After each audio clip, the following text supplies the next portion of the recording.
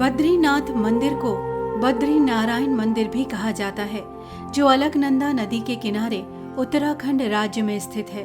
ये मंदिर भगवान विष्णु के रूप बद्रीनाथ को समर्पित है। ये हिंदुओं के 4 धाम में से एक धाम है। ऋषिकेश से ये 294 किलोमीटर की दूरी पर उत्तर दिशा में स्थित है। ये पंच बद्री में से एक बद्री भी है। उत्तराखंड में पंचबद्री, पंच केदार तथा पंच प्रयाग पौराणिक दृष्टि से तथा हिंदू धर्म की दृष्टि से महत्वपूर्ण है। बद्रीनाथ धाम 4 धामों में से एक है।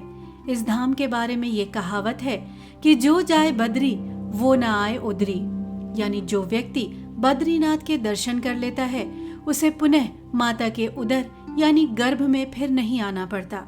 शास्त्रों में बताया गया है मनुष्य को जीवन में कम से कम एक बार बद्रीनाथ के दर्शन जरूर करने चाहिए। बद्रीनाथ के चरण पखारती है अलकनंदा। सतयुग तक यहाँ पर हर व्यक्ति को भगवान विष्णु के साक्षात दर्शन हुआ करते थे। त्रेता में यहाँ देवताओं और साधुओं को भगवान के साक्षात दर्शन मिलते थे। द्वापर में जब भगवान श्री कृष्ण रूप में अवतार लेने वाले थे, उस समय भगवान ने ये नियम बनाया कि अब से यहाँ मनुष्यों को उनके विग्रह के दर्शन होंगे। बद्रीनाथ को शास्त्रों और पुराणों में दूसरा बैकुंठ कहा जाता है। एक बैकुंठ क्षीर सागर है, जहाँ भगवान विष्णु निवास करते हैं, और विष्णु का दूसरा निवास बद्रीनाथ है, जो धरती पर मौजूद है। बद्रीनाथ के बारे में यह भी माना जाता है कि यह कभी भगवान शिव का निवास स्थान था, लेकिन विष्णु भगवान ने इस स्थान को शिव से मांग लिया था। 4 धाम यात्रा में सबसे पहले गंगोत्री के दर्शन होते हैं। ये है गोमुख, जहाँ से माँ गंगा की धारा निकलती है। इस यात्रा में सबसे अंत में बद्रीनाथ के दर्शन होते हैं।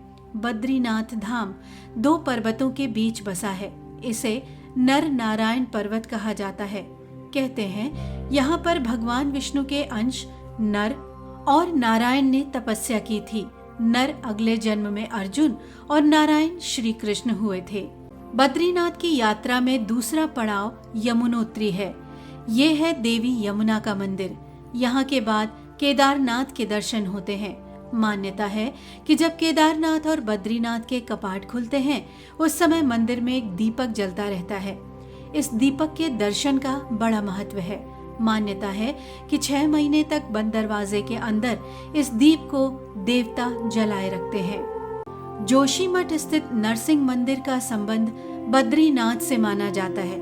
ऐसी मान्यता है कि इस मंदिर में भगवान नरसिंह की एक बाजू काफी पतली है। जिस दिन ये टूटकर गिर जाएगी, उस दिन नर नारायण पर्वत आपस में मिल जाएंगे और बद्रीनाथ के दर्शन वर्तमान स्थान पर नहीं हो पाएंगे।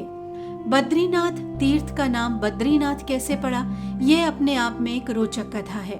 कहते हैं एक बार देवी लक्ष्मी जब भगवान विष्णु से रूठकर मायके चली गई, तब भगवान विष्णु यहाँ आकर तपस्या करने लगे। जब देवी लक्ष्मी की नाराजगी दूर हुई तो वो भगवान विष्णु को ढूंढते हुए यहाँ आई। उस समय यहाँ बद्री का वन यानी बेड़ फल का जंगल था। बद्री के वन में बैठकर भगवान ने तपस्या की थी, इसलिए देवी लक्ष्मी ने भगवान विष्णु को बद्रीनाथ नाम दिया।